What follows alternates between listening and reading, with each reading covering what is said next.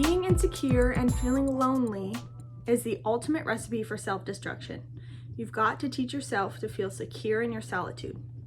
Boredom is the ideal breeding ground for bad decisions. If that ain't the truth. One of these self-destructing behaviors that can and will take place during a period of insecurity in your solitude is seeking instant grat from new romantic relationships. Even though we sort of know this, that a good foundation can establish a long-lasting relationship, we still seek out this unattainable instant grat from relationships, or we want like an instant relationship. And that's because we want this companionship and connection, and we don't really want to do the work. We just kind of want it to be there. And so ultimately we skip over the getting to know each other, like really getting to know each other part, getting to know the other person's wants and needs, and testing your compatibility together. You sort of just jump into like where the dopamine lies. So because we seek companionship and connection and intimacy and communication and attention and sometimes drama because it helps our lives be a little bit more interesting, we skip over honoring our boundaries, or even establishing healthy ones, or even establishing any boundaries for that matter, even if they're unhealthy. They're just not established. So that's where our behaviors will be self-destructing. So I'm going to walk you through some of the healthy and the unhealthy boundaries that, to help you discover where you are in your personal development and in your security in your solitude. And so you can reflect on which self-behaviors serve you and which are hindering your growth. So healthy boundaries, I picked these out from a graphic because I definitely resonate with the unhealthy and the healthy, but I'm gonna link and or put the graphic on the screen so you can see all of them. Oversharing or telling all. If you didn't know, I have an entire video about oversharing. It's very good if I do say so myself, so that's worth checking out if you're interested in that topic. So in other words, trying to air all your grievances right away in hopes of potentially scaring them off so you no longer have to deal with that and you know that the person right away is not good for you. Or to test how the other person is able to handle all that information from you. And if they're able to handle it, then somehow they're deserving of your time and energy and communication. So oversharing and telling all is not sustainable and it's not healthy.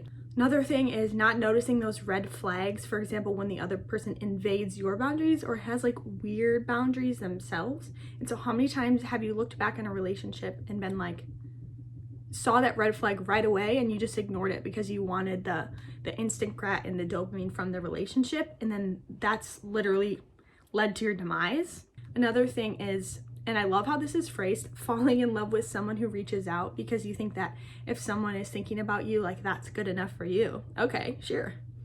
And allowing someone to take as much time as they can from you. And I really related to this in like high school when I was really young, but like I would stay up awake until like the wee hours of the morning talking to someone. It's like that does not, I did not set a boundary and lost a very valuable piece of myself and my life journey, which is sleep. Anyway, so here are some healthy boundaries to work on, which I am working on. So I want to put these out into the universe for you all as well.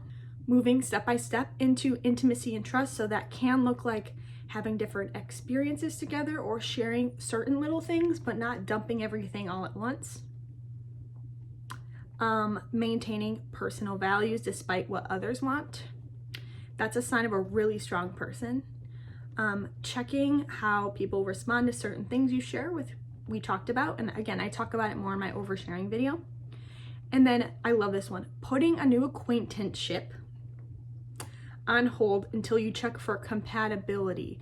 I think compatibility is something that goes completely over my head. It's just like, oh, I like them, they like me, but like compatibility is most important if you're looking for a sustainable long-term relationship.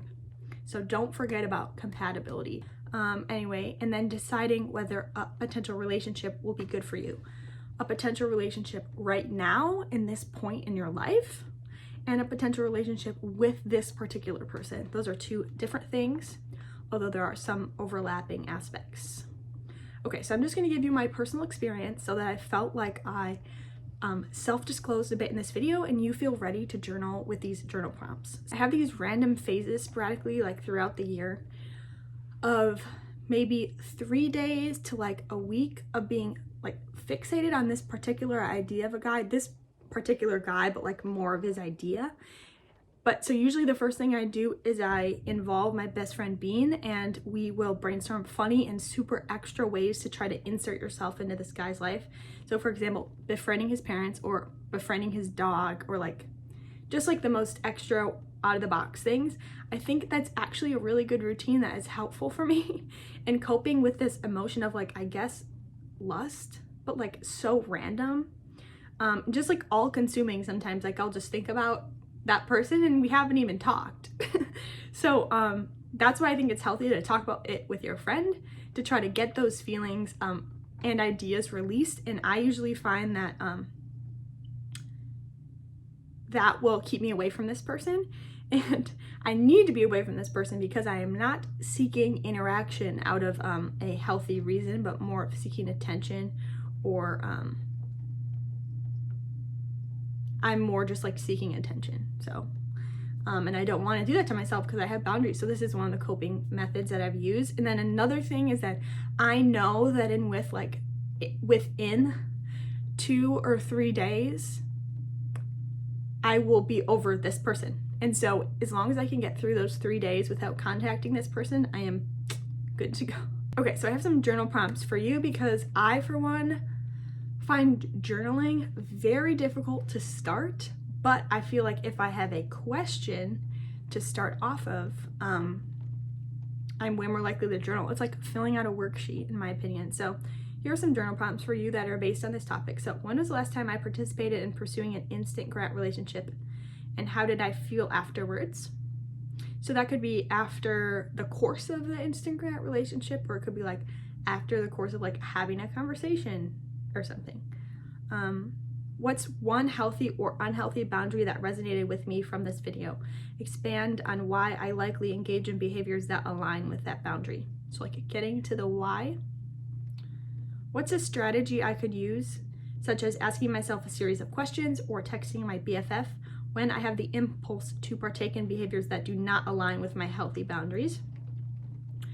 But then as I had to step away from this like script for a second, and I was thinking I didn't give you guys the opportunity to write what you do well. So the final question is, what do I do well related to this topic of boundaries and relationships, etc. So I want to give you a chance to write what you do well for yourself, so you can acknowledge that. Okay, so I hope you guys enjoyed this video. Before I leave, I am going to provide you with additional resources on topics like these so that you can continue exploring. And then I also have a couple quotes from a certain book. So the first resource I want to share with you, I guess, would be my oversharing video because it's related. So feel free to check that out. I do have one other sort of relationship video, I believe. It's called like Dating with Mental Illness. It's like a very specific thing, but if you're interested in that topic, that also exists. Anyway, this book is a book that I really love. I've read it multiple times. It's called What a Time to Be Alone, and like what a time to be alone with in general, and also with this book. So first of all, it is just straight up beautiful, like all the pages, but it's like not just beautiful, it has great content in it, and it has sparked like a lot of artwork and stuff. Anyway, it's really beautiful, but it's substantial material. And this book is by the Slum Flower. Has a great Instagram as well, so that might be worth checking out. The next resource I have is, I'm sure you heard of it, We're Not Really Strangers Instagram account. Definitely check that out. It has great like journal prompt questions as well as like relationship prompt questions.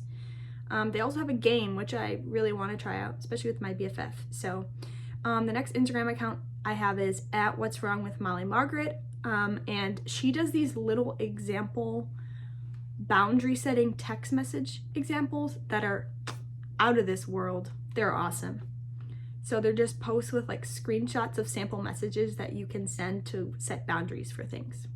So including things like not hanging out during a pandemic. So very timely. And then finally, I just want to end with a couple quotes from What a Time to Be Alone. You've got to be fond of yourself enough to support yourself emotionally and not go like seeking that from another individual, which is a lot of times why we want to partake in behaviors that result in an instant grat type of dopamine inducing relationship. And then second quote I have is, try not to give into temporary temptations that will only distract and delay you from achieving the things you deserve. So I like to keep those quotes in the forefront of my mind during my weird insecurity and solitude phases. Hope you enjoyed this video. If you did, you can give it a like, and you can also follow me over on Instagram, which is @youseemnormal. I do, right? Okay, anyway, talk to you later. Don't be normal. Is that good? Is that a good ending? Don't be normal.